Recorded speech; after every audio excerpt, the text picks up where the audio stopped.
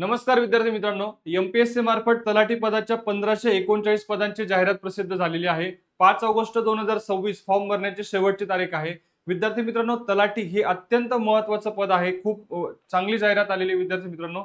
आता याच्यामध्ये बऱ्याच विद्यार्थ्यांच्या मनामध्ये प्रश्न आहे की नेमकं तलाठी या पदासाठी नेमकं जबाबदाऱ्या कोणत्या असतात, त्यांचं कामकाज काय असतं, कोणत्या घटकावरती त्यांना काम करावं लागतं किंवा त्यांच्याकडे कोणकोणत्या जबाबदाऱ्या असतात, त्यांचे ऑफिस टायमिंग काय असतो, सुट्ट्या कशा असतात, अशा बऱ्याच विद्यार्थ्यांच्या मनामध्ये प्रश्न आहे. आणि या संबंधीची संपूर्ण सविस्तर माहिती आपण या व्हिडिओच्या माध्यमातून बघणार आहोत. व्हिडिओ अतिशय महत्त्वाचा आहे, त्यामुळे शेवटपर्यंत नक्की बघा. चला मूळ मुद्द्याकडे जाऊया. तत्पूर्वी जेही विद्यार्थी मित्र तलाठी भरतीसाठी तयारी करू इच्छितात त्या सर्व विद्यार्थी मित्रांसाठी खास एमपीएससी पॅटर्न नुसार मिशन तलाठी 3.0 बॅच सुरू झालेली आहे. खास पूर्व परीक्षेसाठी बॅच आहे. या बॅच मध्ये तुम्हाला महाराष्ट्रातील तज्ज्ञ व अनुभवी शिक्षकांची टीम म्हणजे स्वतः बाळासाहेब शिंदे सर व संपूर्ण ही अनुभवी शिक्षकांची टीम तुम्हाला मार्गदर्शन करणार आहे. विद्यार्थी मित्रांनो, यावर्षी तुमचं तलाठी होण्याचं स्वप्न नक्की तुम्हाला पूर्ण करायचं असेल तर बॅच नक्की जॉईन करा. आता तुम्हाला आत्ताच प्ले स्टोर वरून तलाठी फॅक्टरीचं ऍप डाउनलोड करायचंय आणि बॅच नक्की जॉईन करा. अधिक माहितीसाठी बघा 9226018181 हा जो नंबर कॉन्टॅक्ट नंबर आहे, या नंबरवरती तुम्ही संपर्क करू शकता. या बॅच मध्ये पीडीएफ स्वरूपात नोट्स, जास्तीत जास्त सराव चाचणी तुम्हाला आम्ही उपलब्ध करून देणार आहोत. चला आता मूळ मुद्द्याकडे जाऊया. आता याच्यामध्ये आपण या व्हिडिओच्या माध्यमातून तलाठी भरतीसाठी तलाठी हे जे पद आहे याचं कामाचं स्वरूप नेमकं काय असतं, जबाबदाऱ्या कशा असतात आणि याचा नेमका यशोमार्ग जो आहे तो थोडक्यात आपण या व्हिडिओच्या माध्यमातून समजून घेऊया. आता सुरुवातीला बघा, तलाठी जो आहे हा एक महसूल विभागाअंतर्गतचं एक पद येतं. ओके, आणि अत्यंत जबाबदारीचं पद आपण ज्याला म्हणू शकतो. सगळ्यात ग्राउंड लेवलवरती काम करणारा हा तलाठी असतो, लक्षात घ्या. ओके, बघा, तलाठी हा महसूल विभागाचा एक मुख्य आधारस्तंभ आपण ज्याला म्हणता येईल. अगदी शेवटच्या स्तरावर राहून तलाठीला काम करावं लागतं, लक्षात घ्या. सोबतच विद्यार्थी मित्रांनो, तलाठी नसेल तर जमिनी संदर्भातील कोणतेही कामे आणि महसूल यंत्रणा पूर्णपणे ठप्प होईल असं आपण ज्याला म्हणू शकतो. ओके, त्यामुळे तलाठी ग्राम महसूल अधिकारी ज्याला आपण म्हणतो, अत्यंत महत्वाचं आणि जबाबदारीचं पद आहे. आता नेमकं तुमचं ऑफिस टायमिंग काय असतो, लक्षात घ्या. आता कार्यालयीन म्हणजे जे काही सज्जा आपण म्हणतो, सज्जा व्यवस्थापन, जे काही ऑफिस दिलेलं असतं तलाठ्याला, ओके, त्याच्यामध्ये कार्यालयीन वेळ बघा. कार्यालयीन वेळ साधारणतः सकाळी 9:45 म्हणजे 9:45 ते सायंकाळी 6:15 हा तुमचा ऑफिशियल टायमिंग असतो. पण कधी कधी तुम्हाला जर कामं असतील तर तुम्हाला लवकरही जावं लागतं किंवा उशिरापर्यंत सुद्धा तुम्हाला थांबावं लागतं. एखादी नैसर्गिक आपत्ती असेल किंवा इतर काही महत्वाच्या शासकीय योजना राबवायच्या असतील तर तुम्हाला त्या ठिकाणी वेळेमध्ये थोडंसं लवकरही जावं लागतं किंवा लेटही होऊ शकतं. पण ऑफिशियल टायमिंग तुमचं साधारणतः 9:45 ते 6:15 साधारणतः असतो. म्हणजे एक टेंटेटिव्ह आपण याला म्हणू शकतो. आता सत्य परिस्थिती बघा, तलाठीला दररोज एकाच गावात जाऊन बसण्याची सक्ती नसते, लक्षात घ्या.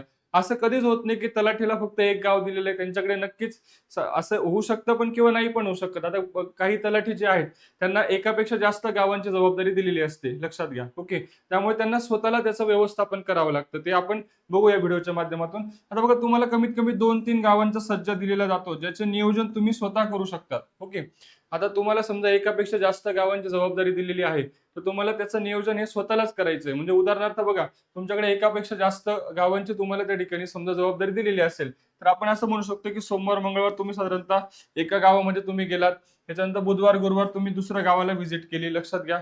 त्यानंतर शुक्रवारी समजा तुम्हाला तहसीलदार कार्यालयाला भेट द्यावी लागते, लक्षात घ्या.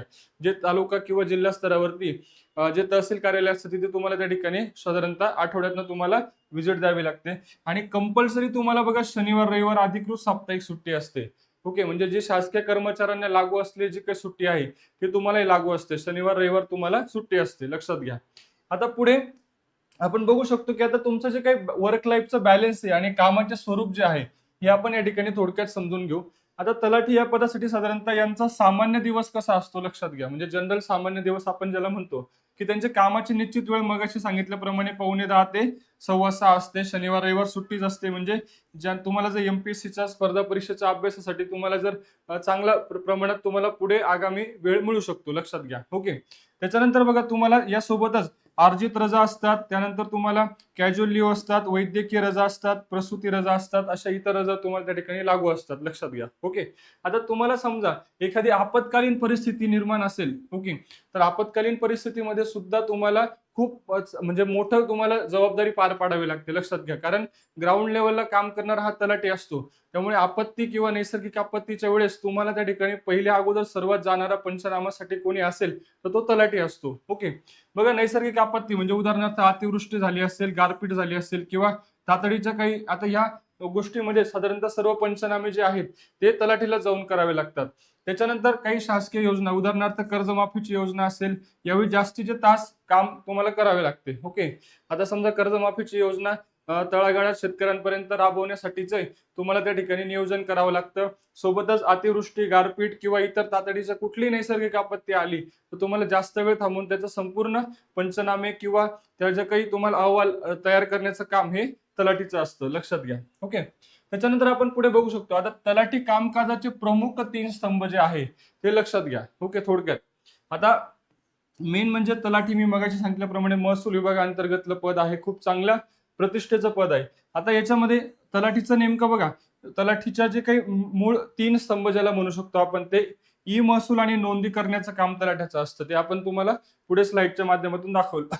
सोबतच कर वसुली व त्याचे संरक्षण करणे ही जबाबदारी सुद्धा या ठिकाणी तलाठीची असते. आणि आपत्ती व्यवस्थापन किंवा इतर महाप्रकल्प योजना राबवण्याची जबाबदारी सुद्धा ही कोणावर असते? तलाठीवर असतं. आणि सगळ्यात महत्वाचं बघा, गाव नमुना 1 ते 21 चे संपूर्ण व्यवस्थापन या 3 स्तंभांवर आधारित या ठिकाणी आपल्याला दिसून येतं, बरोबर. आता याच्यामध्ये आपण बघू शकतो की आता महाभूमी प्रणाली आणि डिजिटल नोंदी हे जे आहे हे ठेवण्याचं काम सुद्धा तलाठ्याला करावं लागतं. उदाहरणार्थ बघा, 7/12 असेल, जमिनीचा मालकी हक्क आणि पिकांची नोंद हे महा ई भूमी जे पोर्टल आहे यावर अपडेट करण्याचं काम तलाठीचं असतं. सोबतच जे काही 8 आहे, वहिवाटदार आणि एकूण जमिनी धारकांची नोंद ठेवणे, हे सुद्धा काम तलाठीला करावं लागतं. सोबतच गाव नमुना 6 असेल, त्यामध्ये मग फेरफार रजिस्टर असेल, खरेदी विक्री असेल, वारसा नोंद असेल, वाटणीपत्र असेल आणि कर्जाचा बोजा अद्ययावत करण्याचं काम जे आहे हे तलाठीच्या माध्यमातून होत असतं, लक्षात घ्या. आता बघा, हे केवळ कागदपत्र नाहीत तर संपूर्ण गावाची आर्थिक आणि कायदेशीर ओळख आहे, जी तलाठ्याला अद्ययावत ठेवावी लागते, लक्षात घ्या. ओके. म्हणूनच सांगतो की तलाठी हे खूप चांगलं जबाबदारीचं एक पद आपण ज्याला म्हणू शकतो. आता पुढे बघा, स्तंभ 2 म्हणजे महसूल आणि कर वसुली आणि अतिक्रमणाचं संरक्षण करण्याची जबाबदारी सुद्धा ही तलाठीची असते. उदाहरणार्थ बघा, आता आपण या ठिकाणी कर वसुली बघू शकतो. कर वसुलीमध्ये मग बघा, शेतसारा असेल, पाणीपट्टी असेल, शिक्षण कर असेल, रोजगार हमी कर असेल, पंचायत समिती उपकर असेल, हे जे कर आहे हे शासनाच्या तिजोरीमध्ये कर जमा करण्याचं काम सुद्धा हे तलाठीचं असतं, लक्षात घ्या. ओके. आणि सोबतच बघा, या ठिकाणी आपण अतिक्रमण म्हणजे कधी कधी बघा, गायरान आणि गावठाण जमिनीचं जे अतिक्रमण करण्यात येतं त्याचं संरक्षण करण्याची जबाबदारी सुद्धा ही तलाठीची असते. सोबतच अतिक्रमण रोखणे असेल, अतिक्रमणाचा अहवाल देणे असेल आणि कायदेशीर जी काही जप्ती आणि नोटीस बजावण्याचं काम जे आहे हे सुद्धा तलाठीच्या माध्यमातून होत असतं, लक्षात घ्या. ओके. त्याच्यानंतर पुढे बघा, आता हे जे काही सर्व जबाबदारी आहे ही साधारणतः तलाठी या पदासाठी असते.